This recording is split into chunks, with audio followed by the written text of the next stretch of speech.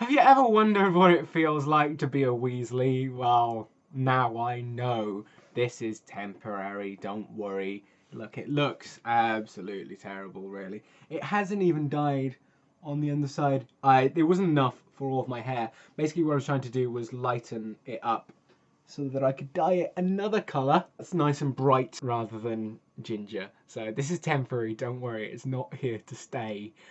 No offence to any ginger brethren. I've got really nothing much to talk to you about today, but I have been watching some documentaries about Monty Python today and finding that really interesting. And it's really inspiring watching things like that, like how people meet in university and they do it, and they get to make a TV show and they do good fringe shows. Here's the thing is these are things that would 100% not happen in the modern world. I think if Monty Python had started like now, I don't think they would have been able to make it big on the BBC, so to say, like that. If they did it now, it's entirely possible that they could have a YouTube channel, but I imagine their audience would be quite niche, because in order to appreciate Monty Python, I'm sure a lot of people wouldn't go out to seek it if you didn't know about its existence. But with Monty Python how it was, Flying Circus was put on the television for everybody to watch. And you have to show it to people for them to like, oh my god, yeah, this weird stuff is actually funny. It never would have occurred to me. And it's like the fact that they don't use punchlines, it just like carries on, and Terry Gilliam's animation.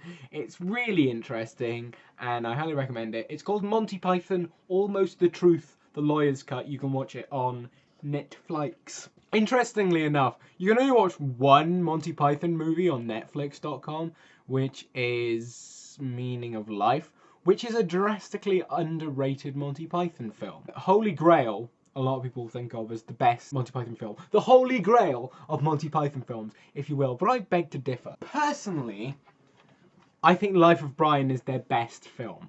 Life of Brian is a sort of satirization of biblical times, but it doesn't really at all have much of a dig on Jesus or religion itself. It's just really funny. It takes a dig more at certain kinds of people, and I find that brilliant. And the Judean People's Front, or the People's Front of Judea, I am a very big fan of that film, especially the closing number, which fills you with utter joy, utter joy. And I cannot tell you how much it is a tragedy that Monty Python have now disbanded. But then again, are they really going to be able to produce something as good now in this modern age? Or do we need to, you know, move over for the new people? And that's what they've done, I guess. You know, they sort of reunioned and then split. Their live show, if you haven't seen their live show, it's absolutely hilarious. It was on Gold, it was lightly censored, and I haven't watched the uncensored version yet, but still, it was really funny. Why was it really funny? Because they used the same materials they had.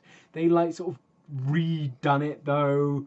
Like, they gave a new situation to the song Every Sperm is Sacred. They let different sketches flow into each other, and nobody expects the Spanish Inquisition.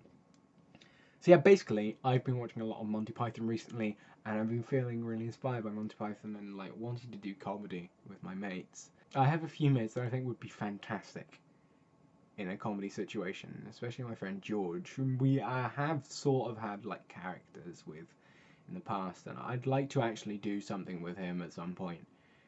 But right now, I'm a one-man show, I'm not very funny, and I'm a bit ginger. But I'll see you guys tomorrow, maybe still with the ginger hair, or maybe with another colour. Who knows? Bye-bye.